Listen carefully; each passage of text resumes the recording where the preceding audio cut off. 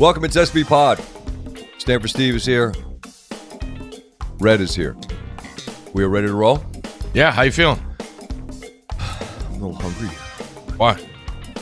We'll get to it. A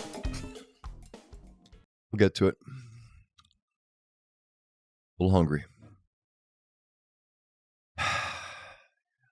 Yeah. It's a lot on the card. Yeah. I mean, there's a lot to get to. We're a day delayed, traveling on the back end of President's Day weekend. Celebrate a big birthday. Little man turned 9. How little? Getting there. It's exciting. Exciting. Through Atlanta? Travel? Never again, Steve. Okay. Never again. Just double checking. Staying true to your word. Travel correctly. On time. We're good. But a day delayed on the conversation of all that went on this past weekend, which was really I think an interesting kind of convergence of all-star weekends with leagues where one absolutely hit the sweet spot, threaded the needle, and another that is just forget it. And the Four Nations deal, you and I were both in this blind spot of what even is this, right? And then now it's such a home run for the league. It's unbelievable. You had like a watch party for USA Canada, right? Yeah. Asked the boys if they wanted to come over. Girls went out to a concert. So I watched the night previous, got caught up in it. I thought the atmosphere with hockey countries, it's different. Okay, Correct. I think it's pretty evident that there's some pride in there, and there's history though too, which makes it awesome. But I had no idea what it was. I think I said it on the pod. Like I saw Levy at the Super Bowl. I'm like, when's the NHL All-Star game? Where are you going? Anywhere good? He's like, Four Nations. I'm like, the fuck is that? I have no idea. What are you talking about? Four Nations, Right? There's a lot more than that.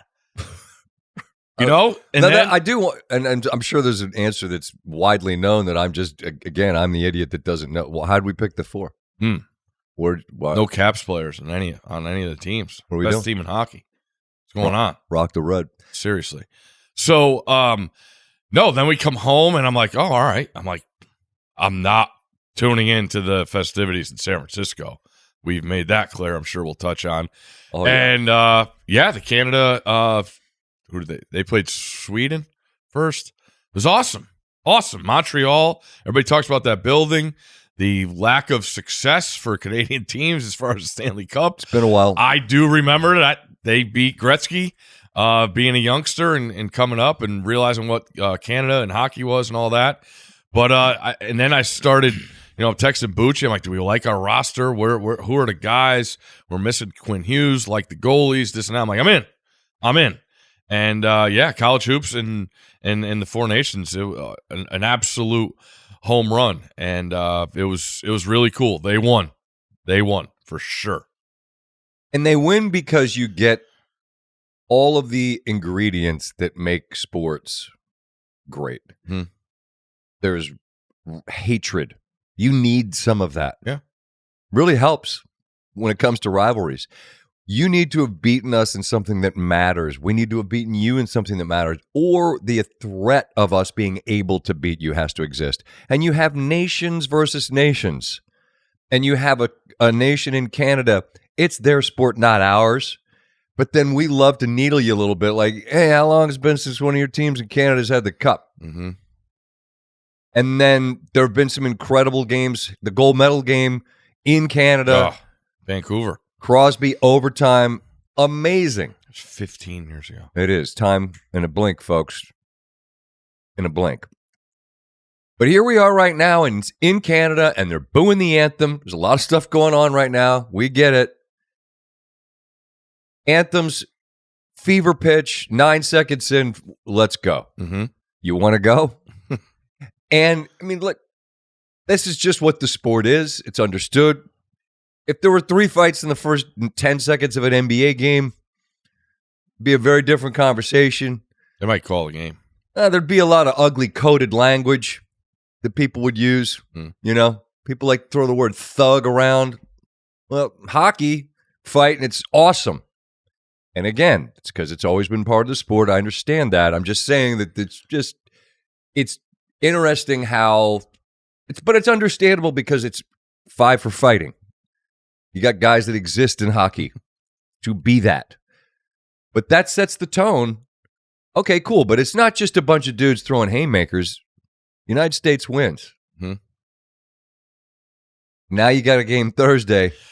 And as the big boy says, I'm going to add buckle the up, U.S., because Canada's coming for theirs Thursday night. Yeah, and noticed last night, Canada game on seat, anthem was not booed. Canadian anthem. I mean, people in Boston, respect. Dude, no boo it. Don't boo the anthem, kid. Either one. Which one's which? Sing loud and proud, dude. Say a word of Sweden's anthem, I bet you. You don't know one. I don't. That was a conversation, I'm guessing. Exactly. I mean, yeah, it's kind of a nice tune. Sort of an upbeat ditty. Sweden's anthem. Drop a beat to it, kid. Huh? Sansei. Isn't that the clubs that Russillo always used to talk about in Boston? Yeah. It's probably 20 years ago, shuttered, but whatever. It's right next to Dump. Those that know, there we go. Those that know. But last night you had the perfect backdrop from the American side of we're good. It's like a game in the end of the season where you're in the playoffs, right? You don't have to win this for it to matter Thursday night. Yep. But it's been awesome. And I caught some of it was the highlights because the game was done because we were traveling. But the Finland-Canada game, and it got tight late because Finland was throwing haymakers at the end of it. The point of this is does it matter? It only matters if it matters to them. Mm-hmm. And you see how much it matters to them. And so in this era, this age where baseball's All-Star game, it's still the same game because you could still play baseball. You and I have talked about this when you were little and you got to see your kid, you got to see your favorite guy playing it. Like Ken Singleton hit a home run in Cleveland. I still remember that. Yeah. Why? Because that's what the All-Star game meant. Dudes used to get to wear white cleats, which you'd be psyched about that. It felt huge. Now, it's part of it's because you're a kid and it feels different when you're a kid. But that game is still a game. The football, you understand why they had to get rid of it. Mm-hmm. We're not playing tackle football. The fact that they actually did in retrospect, you're like, wait, what? Yeah. But I think that the Pro Bowl largely has managed to make it, for the guys that want to turn up, they've made it a fun thing. We were there, great event. We talked about it, great event for kids, but it isn't football. But for what it is, they've managed to make it work. Hockey has found this thing that 2 weeks ago you and I didn't know what it was, and now I think and it feels like everybody are all, this is awesome. Yeah, Thursday night. I don't like Canada. Kind of hard not to. We're banged up. McAvoy went to the hospital last night. Upper body. Plenty of motivation on the Canadian side? Is it a Canadian leaf, a maple leaf? What? It's maple leaf. Molson. I just think of Molson. That's Molson Ice. Be careful. How many of them will put you Spring break one time. Whoa. What happened? It was like a giveaway. So it was like, hey, yeah, free beer. Like, let's have it. Lunchtime got a little foggy. Let's just say that. Be careful with the old Molson Ice. I don't even know if they still make it. Not like Four Loko Loggy. No, but like it'll kick you. And what he's saying is if it'll kick him, you'll be in a coma. All right? He has a capacity that is God, there was Bud Ice. Unrivaled. Did you ever get into the ice? Sure. Ice House? Any and all. Bring them this way. Man. They wouldn't just sneak up on you. That was like... They'd kick the shit out of you because the next morning... Yeah. Oh! Axe in the head. There was what was the stuff called? I think it was Cisco. Oh, yeah. Yeah. One bottle. Nice. Second? There was an emergency... You got to be a heavyweight champion to do a second bottle of Cisco. There was an emergency meeting in the fraternity house about, guys, we're going to have to ban Cisco. And this was a group that was pretty well traveled in the hallucinogenic space. So for an actual liquor to be put on the no-fly zone. Yeah. That gives you an idea of just how foggy / blackout that stuff was. I'm not in the distillery business, but like I still see people like even give me a Tito's.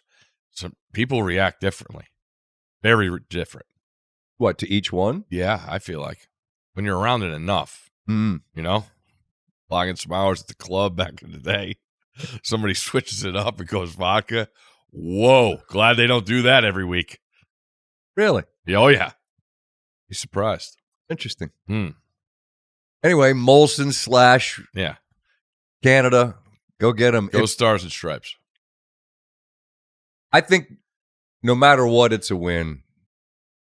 If Canada wins after the win in Canada for the United States, then it just it creates the first massive page in this rivalry for what will be just a yearly bloodlust-fueled thing. Yeah, because we're getting Olympics back. They're going next year. So that's the first time in a while. I know. I mean, I can't imagine. I think somebody said, I think Tavares got hurt in the last Olympics, and that put a big damper on it. But no, I mean, these guys, they know what they're doing. But again, the key components are nations, buy-in, hate, want to. That's it. That's what the hockey has found. It is what is completely absent within the NBA. Absent. Lack of. Non-existence. And that is the key issue that league has as it relates to, I think, more than just the All-Star game is simply a symptom of a larger rot. That you can't make people care about something they don't care about. And no amount of tweaking, and just think about this just fundamentally. Again, it's nostalgia. You go back to the idea of the All-Star game. Depending on how old you are, how far back you remember when they used to play in their jerseys, which was a cool thing, or have the warm-ups, I should say, of their teams. Did it used to be no blood, no foul, prison rules? No. But it used to be a game. It wasn't too much to ask of those that were the best in the game, who had the honor of being there to represent their conferences, to care enough to try. But that is a bridge too far. After last year, where they brought in the big guns, brought in Larry Bird, to just, fellas, could we try? And the answer was a resounding nope. That's just so beyond disappointing that I can't even believe it. I can't fathom having that lack of regard for your craft and what you do, that on a Sunday afternoon, you couldn't go out and just get a run. It's unbelievable. But you've made it clear you can't be bothered to try. Fine. So the league has done this, whatever the hell this thing was this week, which wasn't basketball. You got Draymond going, this sucks. You're right. You have Kevin Durant saying it's more fun to complain about the NBA than to watch it, which is crazy. Cancel All-Star Week and give everyone a break. We're miserable this time of year. Fine. Absolutely, they should just punt. The problem is it's too much of a money grab for the league, and it's supposed to be this big deal when they bring the festivities to your town, which, what even is it now? It's a Kevin Hart comedy show wrapped around some stunts. It's just, and for those that would say we have bigger things to worry about than the NBA All-Star, of course we do. It doesn't matter. But that's the point, is that none of this matters, because it doesn't matter to them. And there's not one thing you can do to make them care, because everybody's got their money. The end. And everybody that's the anti-NBA people, like, oh, this league's gonna hurt. Blah. No, do you guys understand how much money they've got? from us and streaming services and NBC and whatever else doesn't make any difference. So punt on the whole thing. Who cares? I tweeted last year. It's real simple. If you don't care, neither do we. I'm good. Fine. Yeah. Do whatever you want. And I think it's a trickle-down effect. I think through the league, the stars get younger and younger, and then there's that. And then you have the oldest star in the game, and LeBron, an hour before the game, says he's not playing. That's terrible. And I just... Might have mattered to somebody else who could put the uniform on. Yeah. I made a decision. Like, we go to the Pro Bowl, and we work the Pro Bowl, and we get the access to the players, and you get to figure out, all right, what are the goods and the bads of this and that, blah, blah, blah. But you know what? They lace them up when it's time to go, and they have as much fun as they can. And when we're there, like we said, it's for kids, man. Every kid is walking around in a different jersey. And that's why I made a decision a couple of years. I'm like, this isn't for me anymore. Like, I want to be fired up about the 3-point contest. Didn't even watch it. One of my favorite things. And I'm like, not going to do it. I'm going to watch hockey and college hoops. It's just a bummer. Yeah. It's just a bummer. Think about what this is. It's supposed to be a showcase for it's a star-driven league. But there's a million interesting things about the way that everybody can consume all the stars at all times. It's not one of these deals where, I haven't seen this guy play much. You can see everybody play every single night. So it's like Russillo used to talk about how we get dumber with more access to information. Right? When you were a kid, you'd have to open up the back of the newspaper to read the averages to see what things were because it was harder to find information. And so you'd search for it more because it was harder to find. Now information's everywhere, and having access to all that information actually makes people dumber because no one looks for anything. Just like you used to have to maybe try to find a Seattle Supersonics game because maybe you hadn't seen him because they're out on the West Coast. Well, now, hey, here's a guy from the Sonics. Oh, this is cool. You can watch League Pass and see everybody every day. You can watch stuff on your phone. Access to everything maybe makes people seek stuff less, or maybe the fact that the league, you guys make $100 million. You can't, as the Joker said in The Dark Knight, you have nothing to threaten me with. Good feeling. That's the players. They've got such power, there's nothing anyone can do to threaten him. Folks love to talk about what David Stern would do, how he was the godfather. He was the real guy, the G that ran the whole thing. People lived in mortal fear of the man. He couldn't operate with this because the only thing that you can create fear is the threat of punishment. You have nothing to threaten me with. We have the power. We'll do what we want, and we won't do what we don't want. And what we don't want to do is try in an All-Star game. Then don't fucking do it. Get rid of the whole thing. Kevin Durant said it. Give him the time off. Fine. But the idea that anyone's going to sit there and be like, this is fun. Let's watch another skit. And by the way, all I saw was the way it was put out on social media. I wasn't watching it because, as I said, you don't care. We don't care. You've got Ja Morant and Giannis tweeting as they watch Mac McClung dunk, like maybe now they're going to do it. That, you know what that feels like? That feels like the cool kids in class that are eye rolling, that can't be bothered to do something. They're like, "Oh, okay, well, I'll do it." Just don't. It's okay. Don't. Or it's the idea of you being a clip. If you talked about how much it is on social media of missing dunks. Or you don't want to lose to Mac McClung. They all showed up for it. Forget it. That was the one point years ago when it was, because this how to save the dunk contest conversation has been going on for as long as, I keep going back to the Russillo years. That was early 2010s. I said we should do like a American Idol / The Voice / America's Got Talent, whichever game show you like. Have a dunk contest where dudes from Atlanta and Cleveland and Dallas and LA and Seattle and Vegas and Phoenix and keep naming cities, New York, Boston, DC, blah, blah, blah, Philly. Have dudes from all over the country do dunks, have the best ones advance, and then have them. Because there's great dunkers out there. And Mac McClung's essentially become that. He's become the America's Got Talent dunker that goes and does it. But so those guys are watching him win and like, I can dunk better than this. Well, then do it. Do it. But no, don't. It's just, it bums me out. It bums me out that guys don't care. Yes, there's far more important things, of course. But this, what it currently is, doesn't make any difference. And Commissioner Silver and all the smart people in the NBA are not going to come up with some thread the needle thing unless you go USA versus the world, the same way you found Canada and the United States arguing bragging rights. Find something that people do care about, then you'll get the best of them. Make them care. Yeah. I don't know if you can, though. Yeah, that's going to get some egos hurt, too. We don't want that. Tough shit. That's what makes sports fun. That's what we got with Canada and the United States. That's why it's cool.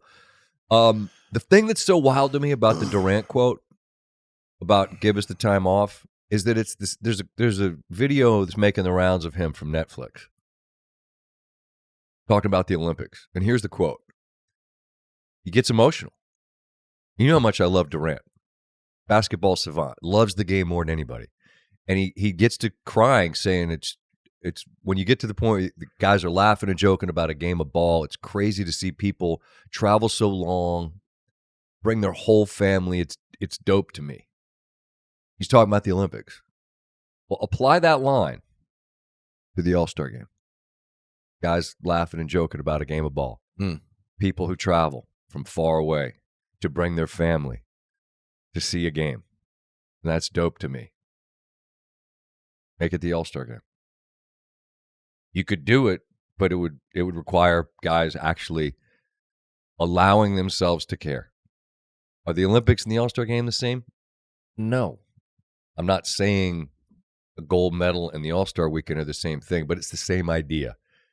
That just allowing yourself to care about it could make something great. But again, it appears that you can't make people care about something they don't care about. They don't care. Okay. Then don't. That's fine. You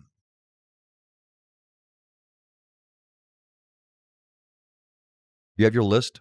I do. It's that time of year. Yep. It's mid-February. Past after Valentine's Day. Past mid-February. Stanford Steve's list of teams that can win a national championship in college basketball. Men's side, go. Yeah, you ready?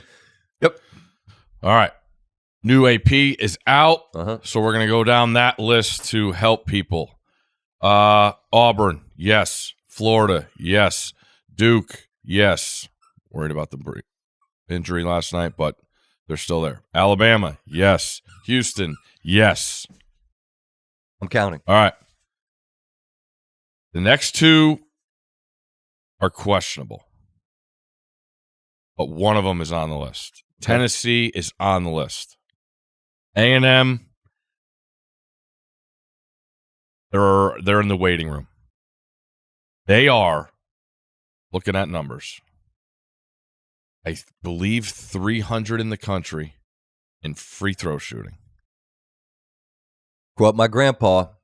Got to make your fouls. You got to make your fouls. Scottino. All right. And they're in the 300s in three-point shooting. That worries me. But they're the best in the nation at what? Offensive rebounding. They get a lot of opportunities because they miss a lot of shots. But when you get two bites of the apple, as they say. But if you can't make free throws, that's an Achilles heel, particularly in the tournament, because you run into a game where you're going to have to make shots and dudes start squeezing the pill, and that's concerning. All right, so you got A&M's in the waiting room. We got 6. Yep. Iowa State. Yes. Texas Tech. Yes. St. John's. Yes. Wisconsin. No. Dude. Did you see their second half in Mackey? I did. Tanjay? Yep. I disagree. Okay. What's your concern there? And he hates the Big Ten, everybody. Not more than you hate the ACC. Used to be a great league.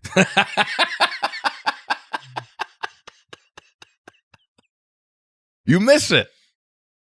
No, I don't. You know how good your record would be if you were in it? Ooh. I miss a night a year for sure. Okay. I miss a night a year, but you know what? It's no reason to not move to a better league where you make double the dough or 3 times the dough or whatever it is. Anyway, Wisconsin should be on the list. You're up to Wow, 9. okay. You're up to 9, and somehow Wisconsin's not on it. Go ahead. Yep. Michigan. Uh-huh. No. Their last 6 wins are all by like 4 points or less. Which means either A, they're really good, and Dusty May's great in late game management. Not or, maybe and you're getting really fortunate in late game scenarios. Maryland lost to Ohio State where Thornton decided to bank in a 3 from 28 feet, and he short-armed a 4-footer against Michigan to tie it. He airballed in the lane point blank. It was amazing. That's how they won that game by 2. Is your concern that you just can't keep winning every single close game? Yeah, it's. I Steve love hates- Dusty May. he hates the love Dusty May. He's gotten to 2 Big Ten teams, and neither one of them makes the cut, everybody. Everyone in the Midwest. I'm here. Big Ten Scotty's here. Don't worry. All right, we'll put Wisconsin and Michigan in the waiting room. With A&M. Yes. Okay. Purdue.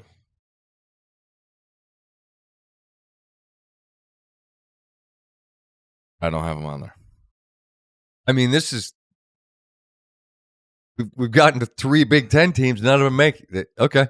I don't think they're the best teams. Okay. Michigan State. All right. Yes. We're up to 10. Missouri. Love them. What a coaching job. Can't do it. Now it gets really tough. Marquette. What do you do with them? 3 toughest games of the year. They lost them all in a row. They won in the snake pit. They did. They won in the Let hoop those snake teams pit. play. Let them play right now. Tell me who's winning. Come on. I like the Terps. So Marquette is not on the list. And again, what we're saying here, and I make the point every year, you know how hard it is to win 6 games in a row? It's really, really hard. Yeah. Keep going. Are there any more? Oh, yeah. For sure. Oh, okay. Kentucky, they need the 3-point guards. Well, right. With absent their best guards, plural. I need some asterisks here. They're in the waiting room while they get healthy. Clemson, no. Arizona, yes. Maryland, yes. Ho, ho, ho! Best team in the Big Ten. Give me them. They got a really good starting 5. Okay. They've shot the crap out of the ball the last 2 games, but they're good. People just can't handle it because they're not a traditional Big Ten team. They've been in the Big Ten for over a decade. They're a Big Ten team, and they're the best team in the league. That's Steve talking, not Scott. That's me. Okay. So Maryland made the list. What is that? We're a dozen now with Maryland and Arizona? Yep. Mississippi State, I can't do it. And then this is the ultimate wild card because they beat everybody at the beginning of the year, and now they coasted. They got that Gonzaga feel to them. Okay. Memphis. Everybody's best shot they've taken for, 2 months now? Uh-huh. They went out and played as well as anybody in Maui. That was a good Maui tournament. Okay. So what are you saying? They're in the waiting room. Kansas, no. Ole Miss, no. Louisville, no. New Mexico, no. St. Mary's, no. UCLA, no. Creighton, no. Illinois, no. UConn, no. That loss against Seton Hall this weekend was unbelievable. I can't remember a time where I saw a UConn team lose like that. That's what all I've thought about for 2 days. I can't. Failure to execute and mental decisions, like just I stopped counting. How many we get to? Was it a dozen? I think it's 12. Yeah. You mentioned a team, Gonzaga. You never even got to them. They're really interesting. You know in Ken Palm, they're 11th. Yeah. They have 1 win against a team that's going to get an at-large. 1, and it's Baylor, who's like on probably the 9 line. Lenardi has them as an 8 seed. Wow. So you're 11th ranked in the predictive metric Ken Palm. I don't know what they are in the net, but it's got to be a similar ballpark. But you're 8th as a seed. That's just wild to me because Gonzaga's got this run where they're just, they've become they've become what I call a blue blood. I mean, as many 1 seeds as they've had, as many runs as they've made, they've become a power team in basketball. But they're kind of a question mark. But back to the team that's won it 2 in a row. To me, they're like Kansas this year, where their name is Okay, I know who you are, Mm-hmm. but I've just seen you lose too many games for me to like. Kansas is still. They released the 16 this weekend. There were 4.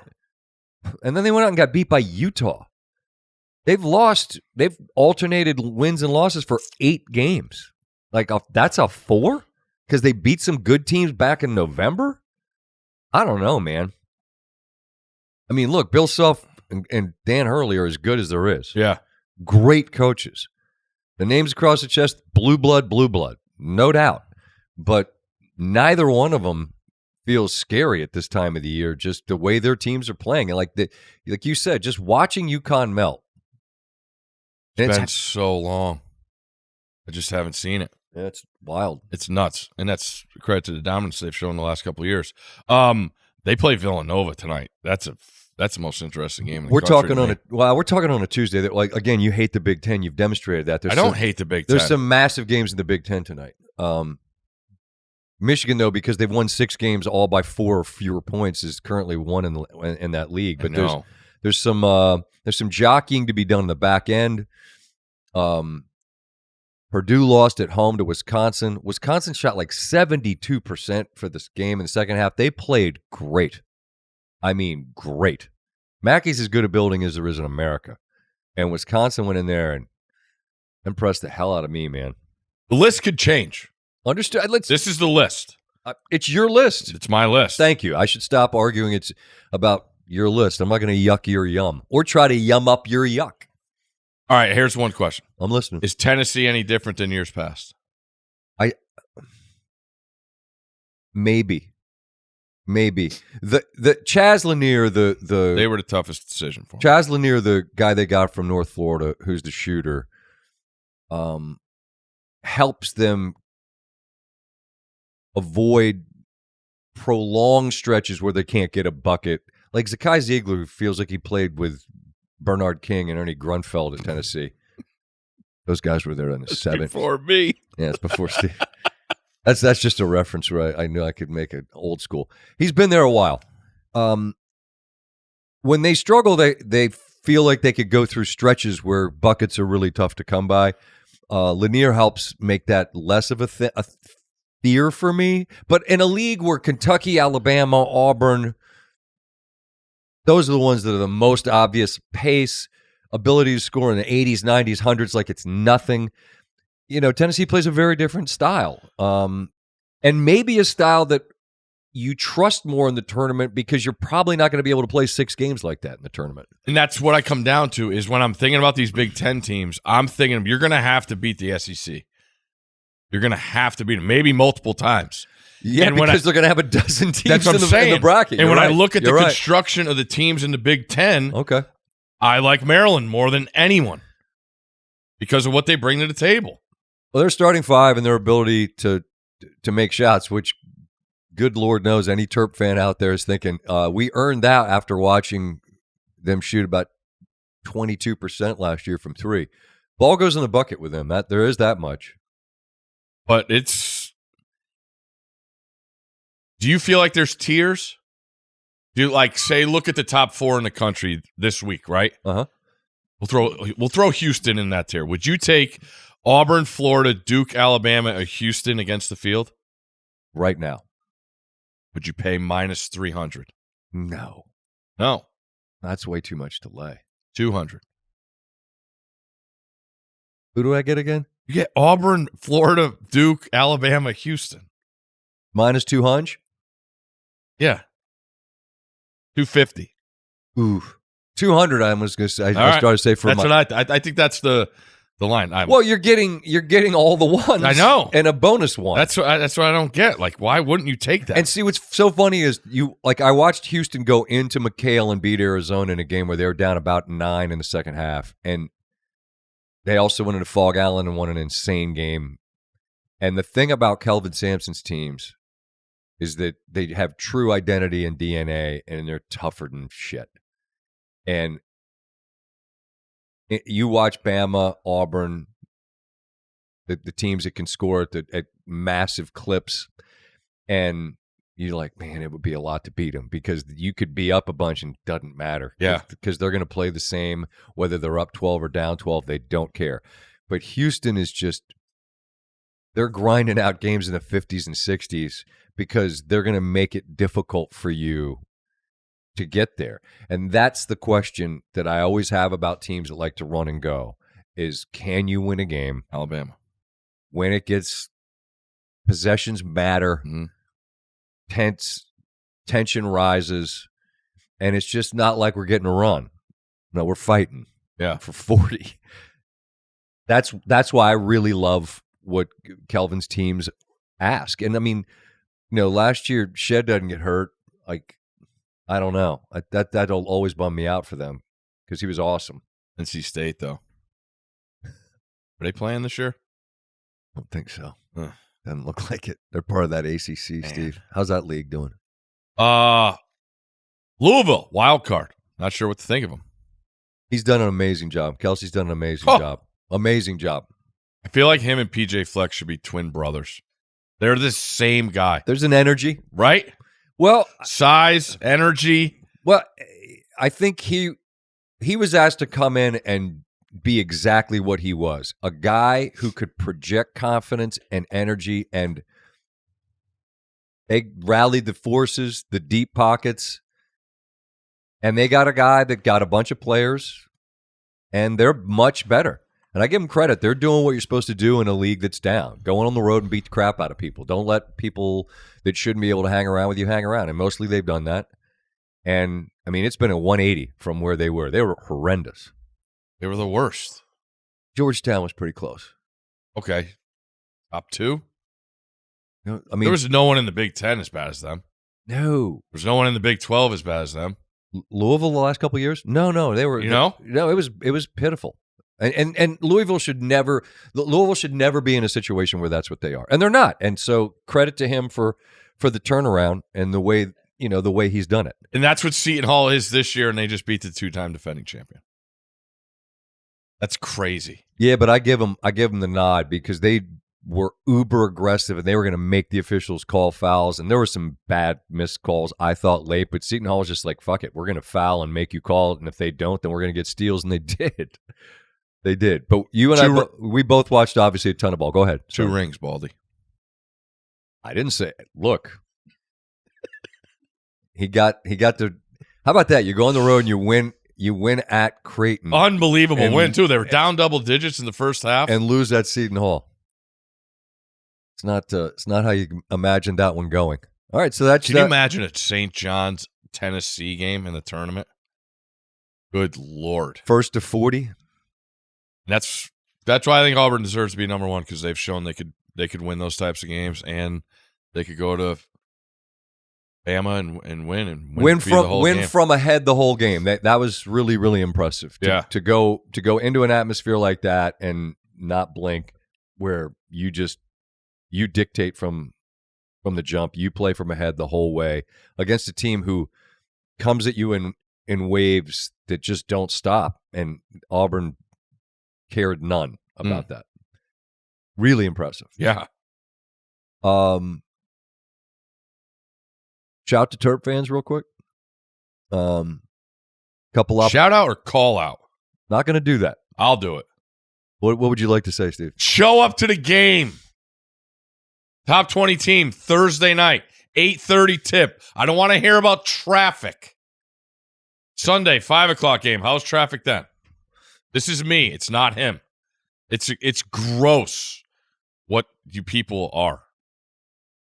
What people? Maryland fans. What are they? I don't know. All they do is complain. Now they're good. They still complain and don't show up. You've been to 2 Elite Eights in my lifetime. You have an awesome basketball team. Go watch them play. It's the best, what do they call it, grounds for players in the country. And now the college team is good. Why don't people go to games? Traffic? Come on. Now, next Wednesday, the 6:30 jump with Michigan State, the Beltway is a mess. So get to campus at 4. Thank you. Plan accordingly. Beautiful campus. Walk around. Facilities.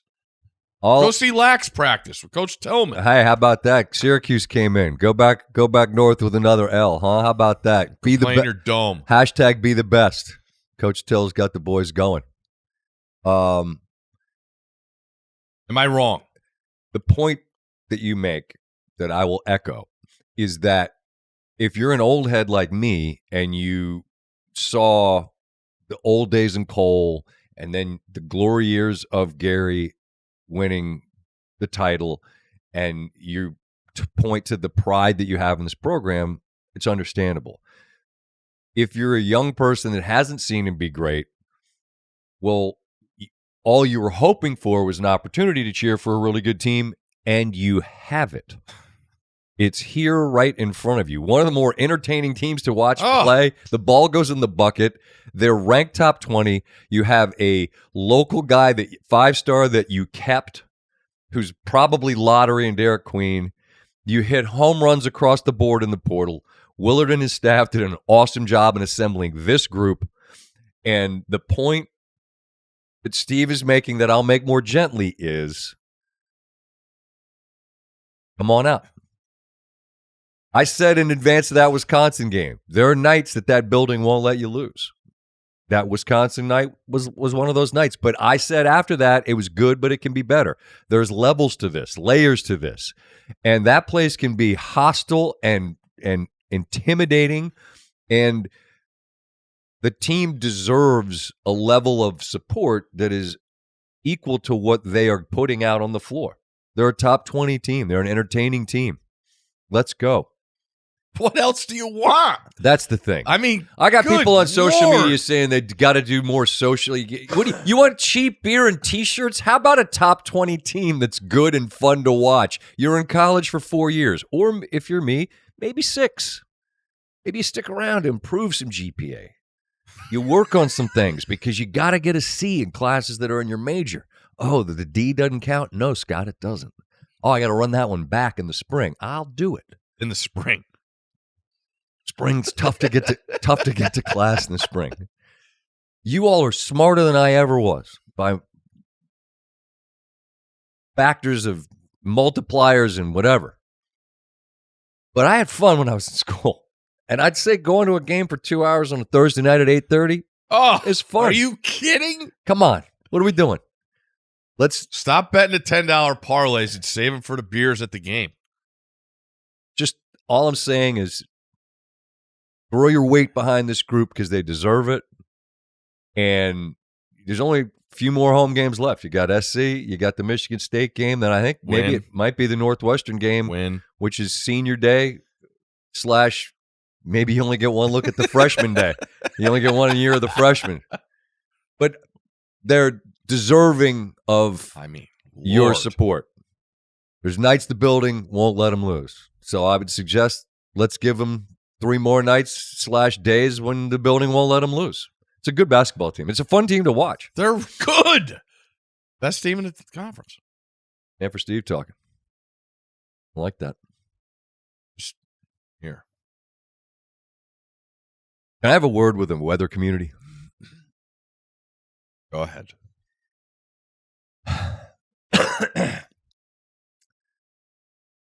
I am a winter weather aficionado.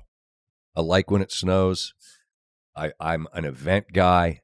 I like to follow along with the trends, the models, just to have an idea of what's coming. I don't want to wake up someday and look outside and go, well, there's a bunch of snow. Where'd that come from? Well, I don't want stuff to sneak up on me. Plus, the build-up is fun. Not unlike sports. Big games coming, you talk about it, you get excited, think about it. I like that. Well, in weather, Steve, we have the models.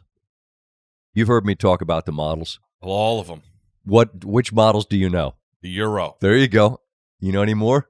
The LFG. The Let's Fucking Go model is not a model. Well, that's what I keep looking for. Look, Steve's looking for the LFG model. We have the Euro. We have the GFS. That's it. There you go. GFS. Or the LFG, if you prefer. There you go. We have the NAM, Steve. It's a good short-term model. Okay. We have the Yuki. That's the UK. I could keep going. Let me guess, they like rain. We have the Canadian the King Canadian, if you like. Lots of models out there, Steve. Well, if you're a weather weenie, if you're a winter weather aficionado, particularly on the East Coast, anywhere on the East Coast, well, you know that starting in the middle of last week, snow front, Steve. Wind. Well, there was a wind front that came through. Steve likes to call anything a front. Well, there was some wind that came through here. Well, last week they started talking about some snow, and I'm not talking about some snow. I'm talking about a lot of snow, and I'm talking about friggin' feet of snow. All the model people.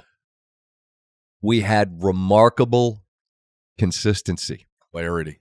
We had run after run, 0Z, 12Z. Those are the different runs throughout the day. Euro consistency. We had the benchmark, Steve. What does that mean? Doesn't matter. I don't know. Doesn't matter. We had the low.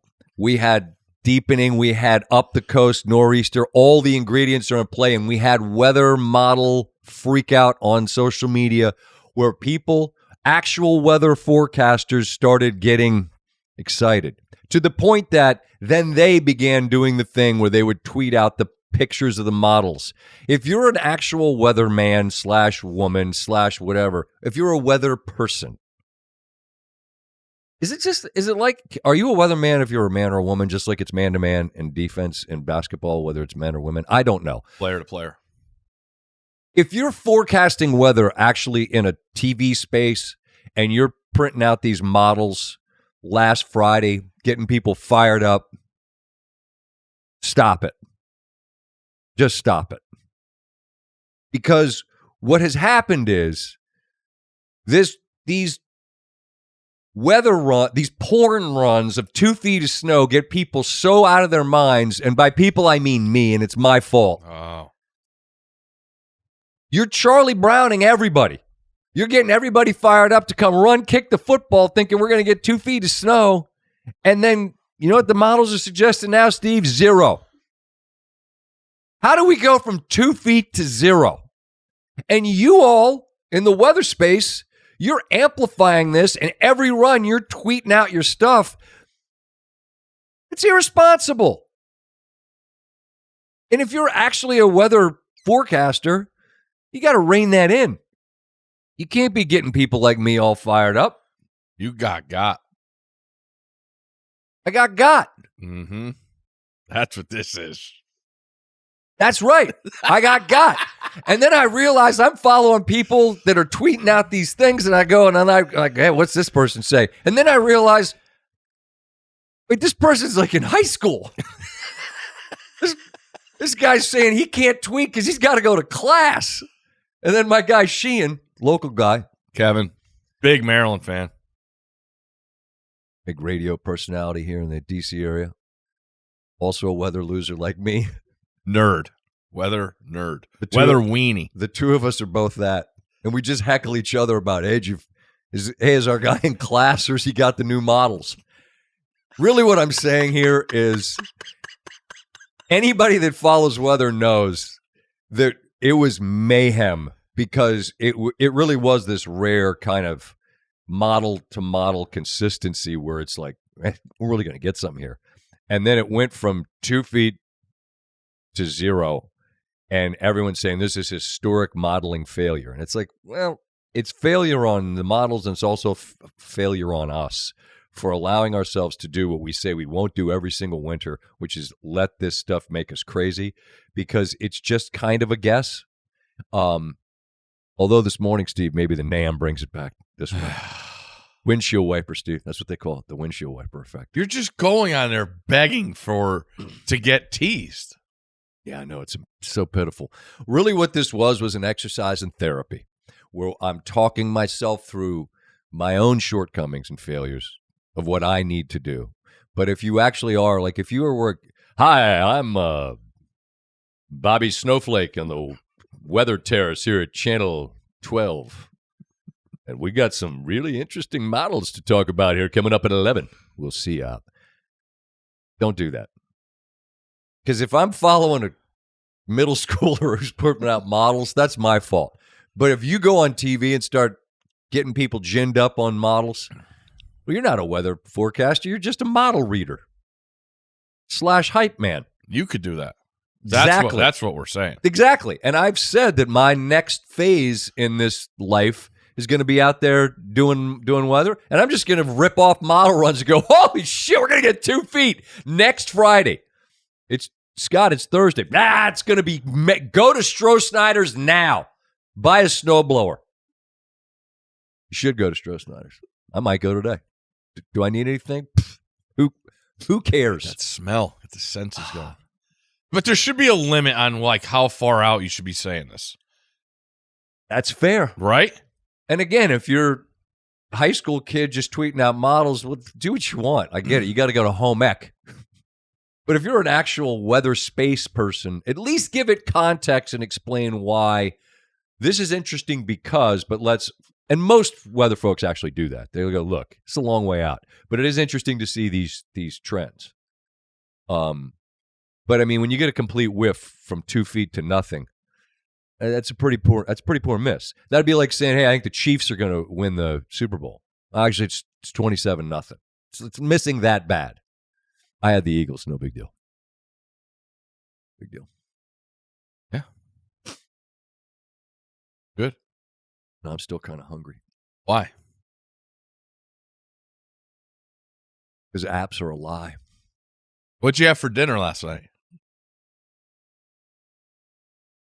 I had a Lunchable like a 4-year-old. Where'd you eat it? Upstairs in the break room by myself. Why? Because I tried. And it didn't work. I tried. Oh. You watched me try. Sort of. All right, here's what happened. And it's going to happen again tonight. So Monday, big TGL day. By the way, fun day in TGL. Awesome. They changed the rules with the hammers. It's smart. You're a new league. You realize well, figure it out. The hammer rule didn't make sense the way it was limiting hammer hoarding. So they changed some rules. You got a great day of action, a triple header, fun stuff all the way throughout the day. I'm on at 7, which means going to go in early. It means not going to be able to eat with the fam. Fine. Today's the day. I'm going to get on the app. I'm going to try. I'm going to get some food. Get into work. Get set up. Do our top of the 7 o'clock hit. Chat with Ludwig Oberg off the big win out at Torrey. Shout out to Stanford guy, Maverick McNeely, by the way. He played awesome. And Patrick Rogers. Almost. Understood. Close. Very close. Here's Ludwig in the Bay. We're going to have a chat with him. Then we're going to do our little intermission report, which we do. But in the middle, I'm going to get on there. I'm going to get some food. So I fire up an app. I'm not going to say which one because I don't want to cast aspersions. But I have my order. Tried to order it. But maybe I hadn't created an account. Maybe. Yeah. That's happened. Because they can't bring it to an invisible person. Okay. So then I sorted that out. The order went away. Yep. But then when I got back in there and fired up the order and hit view order, what did it say? Network error? Try again. Retry. Network error, try again. Retry. Network error, try again. Retry! Retry! 55 times. How many times before I threw my phone? 55. Chucked my phone.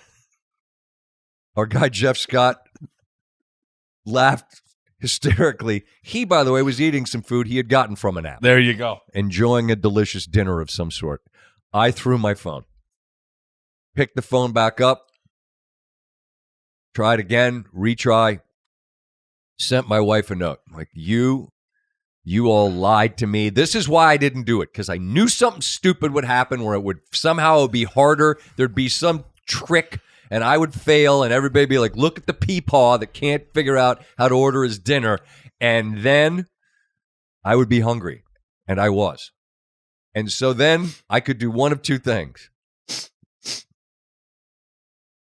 I could empty the cart and try again, or I could go eat a Lunchable. So I went upstairs and I pouted, and I got a Lunchable.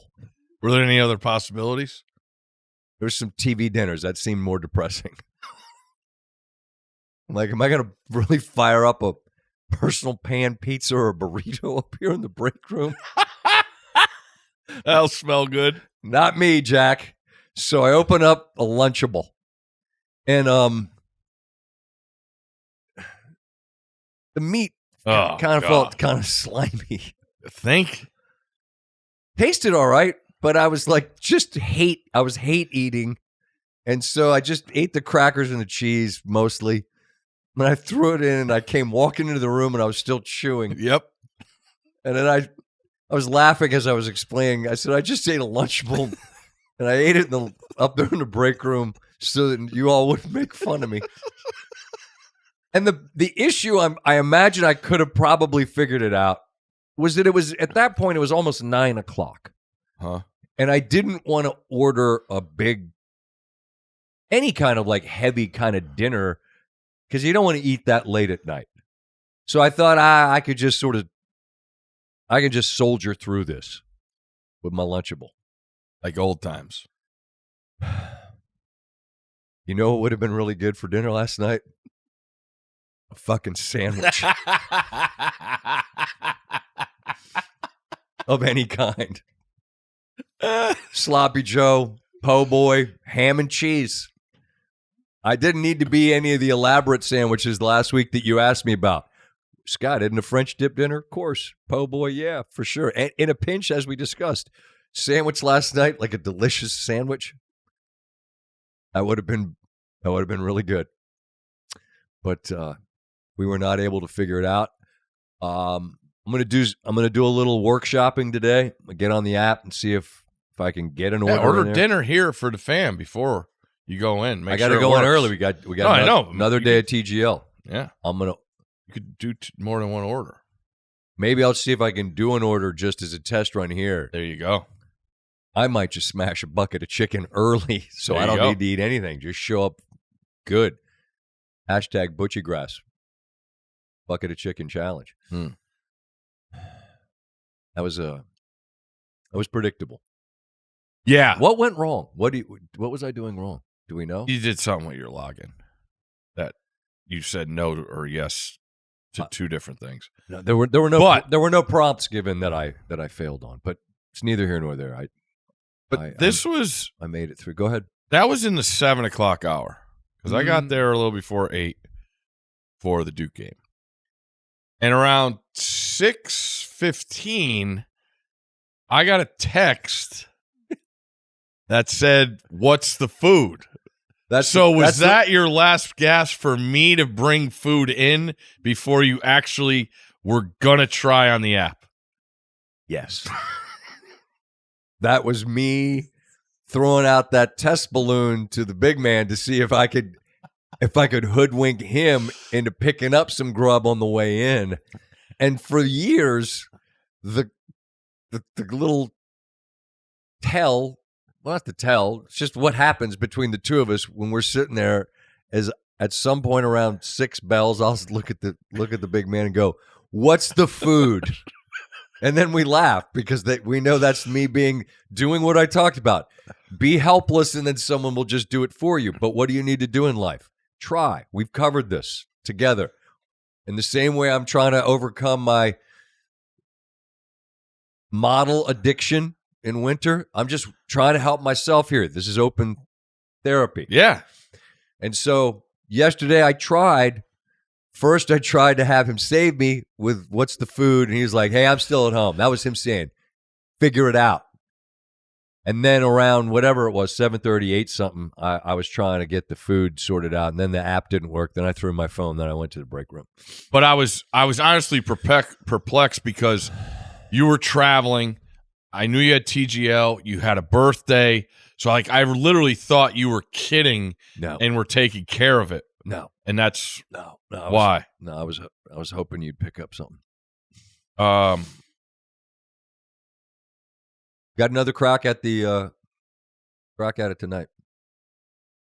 Get it done. We're gonna forget it. I'm gonna go right in right now, and I'm gonna start figuring out where the disconnect happened. But there was my wife just started heckling me. She's like, "This is user error." I'm like, "No, it's not. It's look." Sent the screenshot. Some network malfunction. I did try. Had the address in there. I saw that. You got that right. Had the right place. It was it was going to go to the right place. Then we're going to figure out the little lobby meetup. I was excited. Like a dating app. I can't wait till you get it, and then like you're going to be looking for a car, and it's just going to be a guy that walks up to you. Where's your food? I don't care if you ride. That's how they do it. I don't care if you ride up on a tricycle or one of those things that the little scooters. How does that work? They just people just leave them all over the place. Yeah. Well, whose job is it to pick those up? The next person that's going to use them. What? Yeah. I mean, you see the bottom of Georgetown's campus every night we drive by it. They're all over the place. So I could just get a scooter and just ditch it? Yeah. By the Exorcist steps on M Street? Yep. What? Yeah.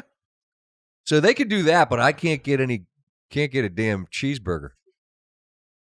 I don't get it, man. I got a shout, by the way. I'd like to give a special shout out. How about Eagles GM Howie Roseman taking a beer to the noggin? Ooh. He's good. I bleed for this city.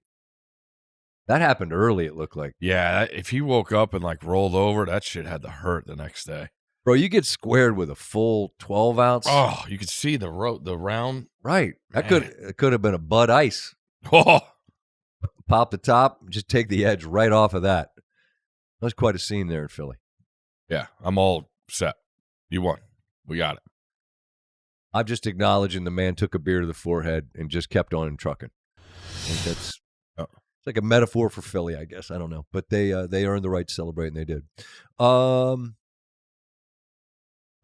think my card's been exhausted.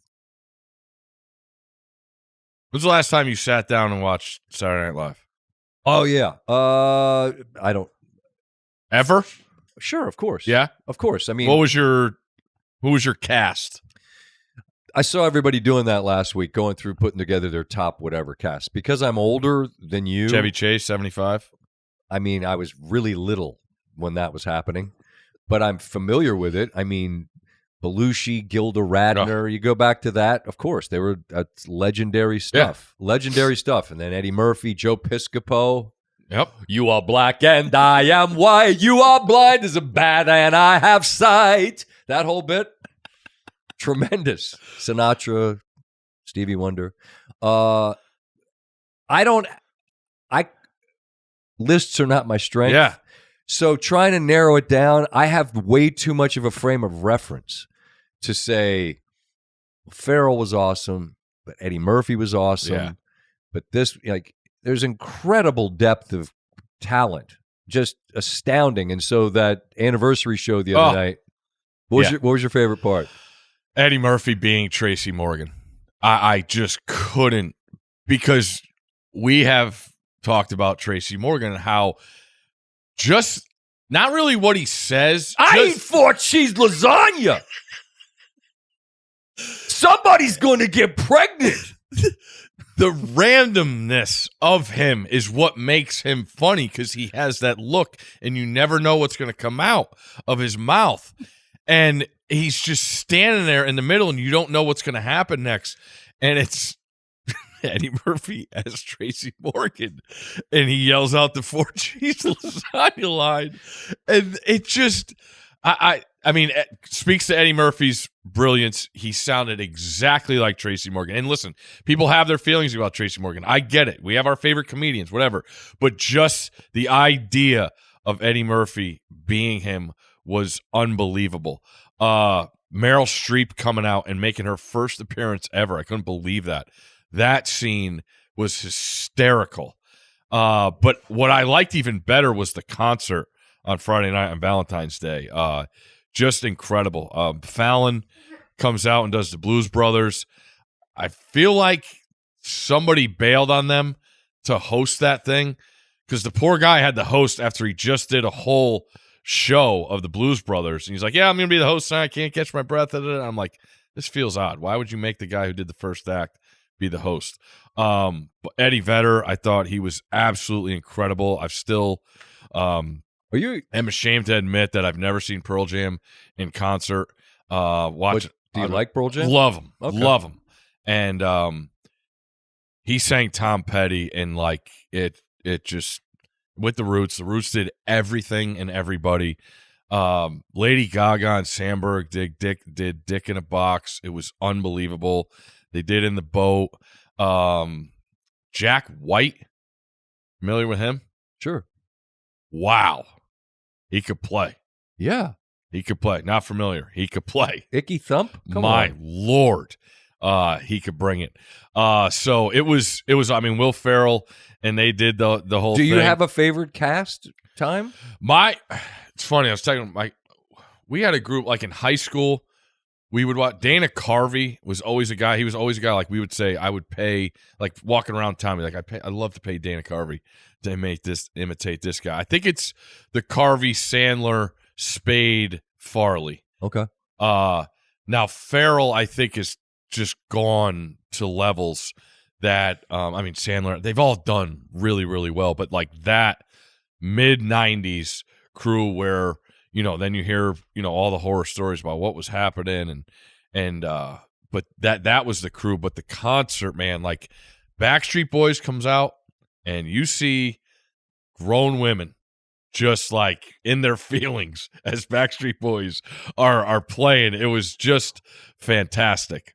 Well, if you think about it, and I get that over time, things change, people's tastes change, the way people consume things change. This kind of relates to like the All-Star game, right? I mean, just the way, what matters? Does it matter as much? There was a time, in a long time, where Saturday Night Live was like a true touchstone, like part of the zeitgeist, part of like tastemakers, like made superstars out of countless cast members. Yeah. And I mean, I think it's different now in a sense, but it still it resonates in such a powerful way. Like Sandler singing the song where, you know, where he gets to the point about Farley and Norm, and it's like, damn, it's heavy. Yeah. You know? And he has an earnestness to him. And you and I were talking about this last night. He came through at one point on a car wash around a movie and was just as advertised. I got a chance to hang and talk, and just exactly the way you'd think, but in the best way. Yeah. Like he's got a real down to earth to him. And simple. Yeah, and very accessible, you know, very, very warm with who he is. And you know, it's the Russillo line, you know, you got to work hard to screw up that exchange, but not everybody is warm. Not everybody is accessible. He was. And so and again, I didn't see it live and in real time. No, go back and watch the concert. It's awesome. Well, and the show itself with him singing the song about 50 years of SNL, and I saw the Morgan and Eddie Murphy bit. And the thing about Murphy that unless you experienced it in real time, you can't understand. This he's a kid, he's a baby, he's like 21 years old, and he was a rocket ship that just came out of nowhere, and he was this dude with so much charisma and so much New York and so much range and ability to do incredibly funny things so fearlessly live. I mean, and then he became what he became, as big a box office star as there was. But what propelled him to that? The Saturday Night Live stage. Like, they were kingmakers. The show was a king-making, queen-making show. And so, I don't know, you saw more of it than I did, but just seeing Eddie Murphy doing Tracy Morgan. God, it was so good. But I'd seen him do that before on he was on a late night show and he started talking about, I want a hot dog. Like, just talking about eating hot dogs. And he does the face, like the perfect. So good. Whatever the Tracy Morgan face is. And I also, the old clips, they're all over that Peacock app. But there's an episode about their 5 minutes audition and what they did, and like all the people talk about it and this and that. And Fallon did Adam Sandler. It's incredible. Like, identical. The sounds, the hands, like, it's unbelievable how talented I they can be. I saw that. Oh my God. It was amazing. I mean, it was 1998, so he's probably like in his early 20s. But yeah, it was, if you get a chance, it's all there. Go back and watch if you're a fan. But I we always talk about being funny is the hardest thing in the world. And then producers like create segments. Let's be funny here. Yeah. Like that doesn't work. We do a sports show. And for that, to see the time and all that is just remarkable. And 50 years is nuts. Just want to end on this. Plenty has been made about your dinner, right? Or lack thereof. Yeah. Uh-huh. What's your favorite thing to eat for breakfast? I'm not a big breakfast guy. No? No. Is there any intake? I mean, what do I normally eat? Yeah. Just give the people. Let them know. I mean, I eat dry Cinnamon Toast Crunch every morning, handfuls of it. And then I generally wash that down with a Diet Coke. That's how the day starts. Chew on that, people. Root for your boy tonight. He's going to do it for dinner. Got a lot of options in the district. If there's user error tonight, so help me God. Going to need a new phone. I did chuck my phone. Speaking of things to watch on the way out, want to encourage folks to check out Monday night's Vice TV Razor's Edge.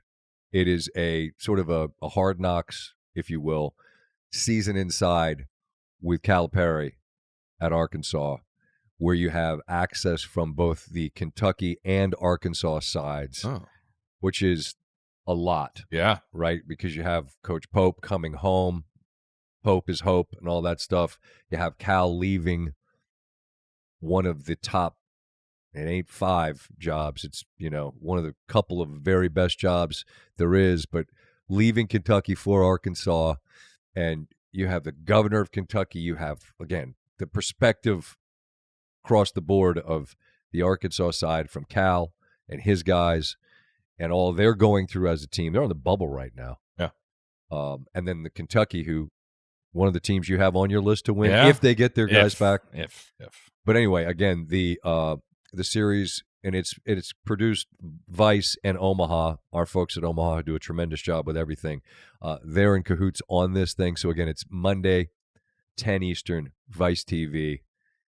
Behind the scenes look at Cal and his program, trying to just at this point get in, and you're gonna get to see in one of the episodes going into Kentucky and getting that win. Like that win showed you that if they're on your line in the bracket, well, you don't want to deal with that. No. Because that's what their ceiling looks like. That's the old question, how good's your good? They've demonstrated that their good includes that. And that's always the Billis question, right? When it gets to the tournament, like, is it who you're capable of losing to or who you're capable of beating? My answer for that is always who are you capable of beating? Because in college basketball, anyone can lose to anyone. It's 5-on-5. Like, talent depth doesn't reveal itself the way it does in football, the way it does in basketball. Obviously, because you have teams that win in basketball that could never win a football game. So I'm always interested in who you can beat. That's the question that makes you more dangerous or scary, I'd say, when it comes to the bracket. When you've shown you can beat a heavyweight because you can do it. Arkansas has shown that. Anyway, that's a series that's out there that I would encourage you to check out. And our folks from Omaha are part of it and do a great job with everything. Cal has a game at Auburn tomorrow night. And just going back to the Maryland thing, he was here recruiting last night at a high school game. Calipari? Yeah. Where was he? Ament, the kid Ament, 5-star. Right. He's one of the top, 10 kids in the country. It's just nuts. Practice, fly to D.C. I mean, the playing the number 1 team in the country tomorrow night. That PJ life you can get from A to B. Still. Direct and correct. That's going to be my slogan. I'm going to be a weatherman and be in the private jet space. And it's going to be my slogan is going to be correct, direct, and correct. See how that works? It rhymes and it seems like a cool thing you could put on a T-shirt. By the way, I've been thinking about our T-shirts for our gear that we're going to put out that we haven't put out yet. I think Poop Town for sure. Just Try. Yeah. Signed up for 60. Okay. That's it got to be like our things. Yeah. What else is on the list?